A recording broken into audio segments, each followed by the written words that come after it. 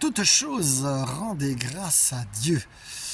Et il y avait un chant d'ailleurs, c'est sa volonté pour vous dans le Christ. Et cela me fait penser au livre de Merlin Carothers, La puissance de la louange, dont la 4e de couverture reprenait Power, miracle and victory will be all part of your life when you praise God in every circumstances. La victoire, la puissance sera votre lot dans votre vie lorsque vous louez Dieu en toutes circonstances. Alors là, par exemple, je reviens de Troussure et nous avons prié, nous avons vu le Seigneur guérir une dame d'une tendinite à la cheville. Et bien sûr, c'était la joie. Et là, c'est très facile de louer le Seigneur. Et encore, parfois on oublie de le faire. Et moi, je me rappelle que c'était un rêve de prier pour les gens, de voir des guérisons. Et bien, là, je suis plein de gratitude et de reconnaissance. Et donc là, la louange, c'est pas trop difficile. Mais il y a des fois où la louange, c'est un peu plus compliqué.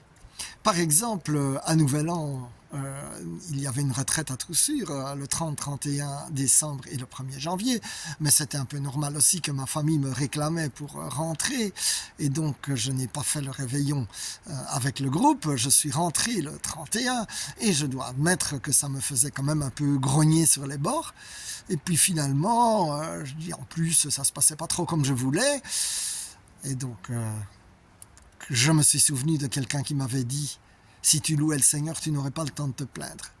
Et donc plutôt que me plaindre que ma famille me réclamait, j'ai dit: loué soit le Seigneur.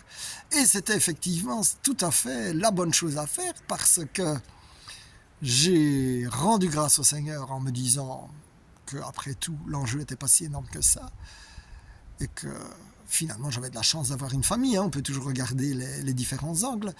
Et en fait, grâce à ça, le 31, j'ai pris un jeune homme sur Blablacar, nous avons prié ensemble et c'était absolument magnifique. Et donc c'était la joie.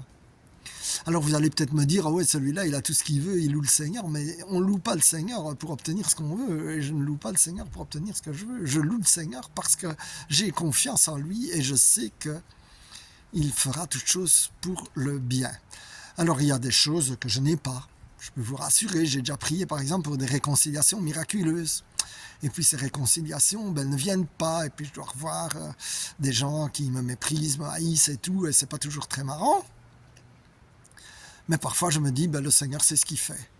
Et donc peut-être que c'est une protection, je ne sais pas. En tout cas, je ne le comprends pas. Mais je me dis que le Seigneur sait ce qu'il fait.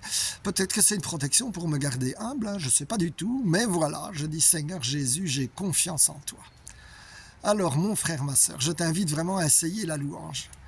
Moi d'ailleurs, les premières expériences de louange, c'était en stop, j'étais à Newcastle, personne ne s'arrêtait, et donc chaque fois je disais: merci Seigneur pour ce chauffeur qui ne s'arrête pas, et je le bénis.